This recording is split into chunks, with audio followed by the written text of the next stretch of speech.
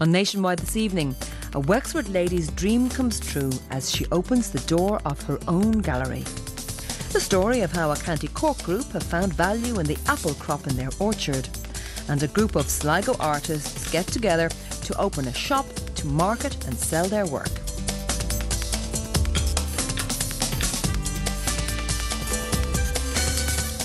You're welcome to the programme. This evening, people coming together to create opportunities in business. We've come to Glanmire in County Cork to find out about one such project. Here, a group of people have formed what they believe is the first collectively owned orchard. It's a fascinating project with its own currency, as our reporter Joan O'Sullivan has been finding out.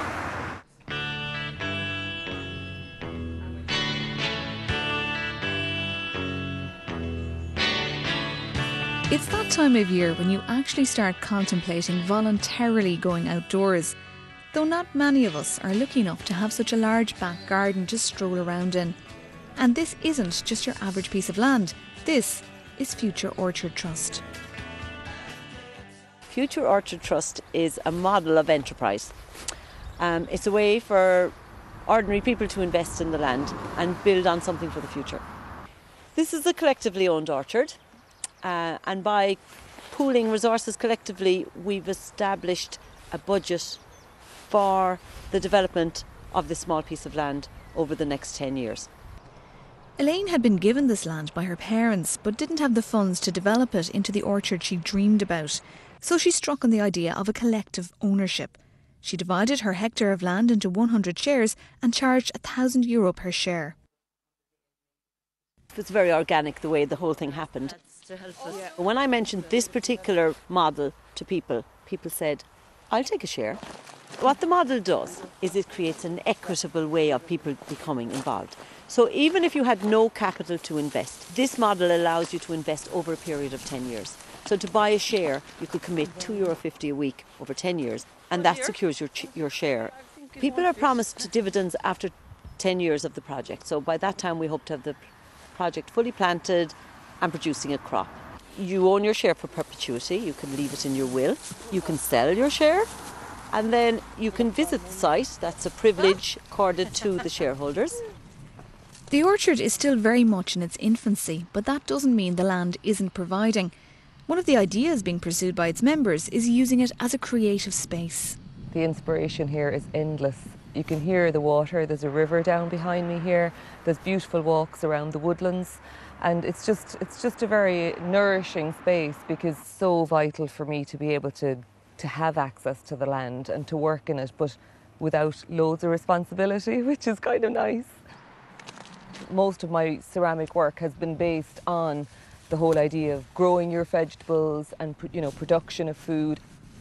They're ceramic sculptural pieces with driftwood handles, and they're raku fired. So the idea is that in time we're planning to build a raku kiln here. It's an outside firing, so this is a perfect space. This orchard even has its own currency. We have a currency called the Ulawan, minted from potato skin. Each Ulawan is a promise of an apple from our orchards. If people come as part of the land group and spend time in the orchard working, labour, giving their labour to the orchard, they'll be rewarded with apple coins, with the Ulawan, and hopefully they can take this currency and spend it somewhere else.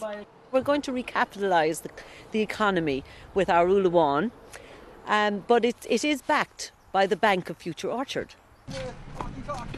And there is quite a bit of work going on.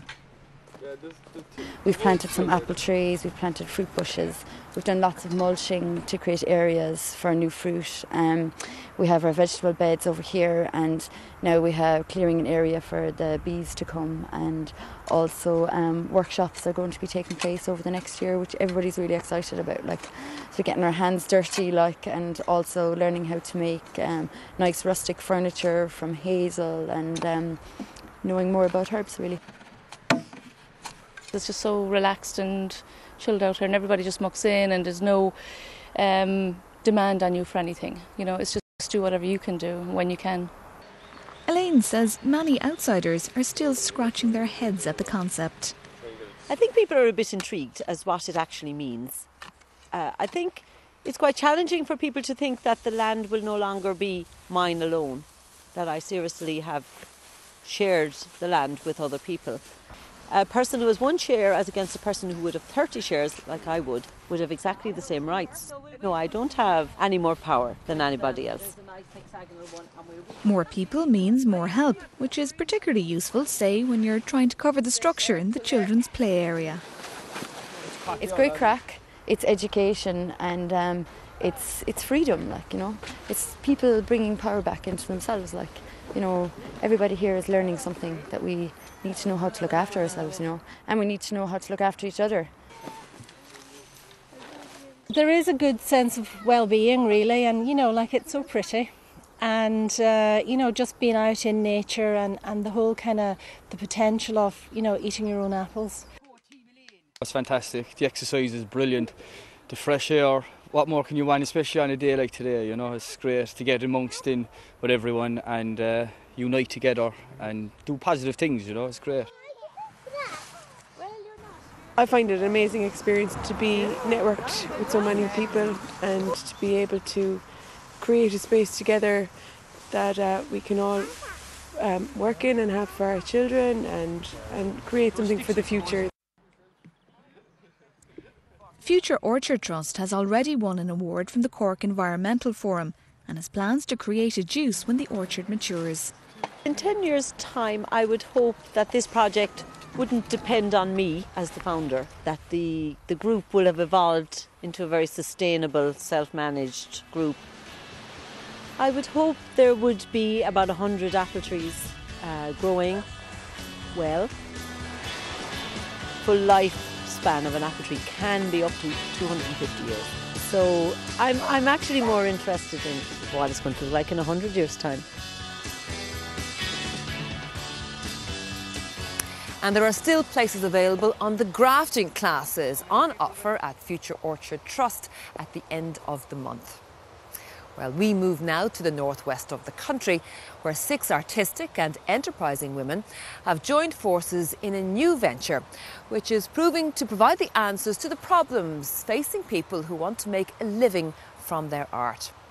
On the face of it, Lime Green Umbrella is a shop selling unique art and handcrafted works. But in reality, it means much more to the women. Eileen Magner has the story. And he bakes her cakes and breads and gathers flowers for her home. They were working away on their own, at their kitchen tables or in small studios.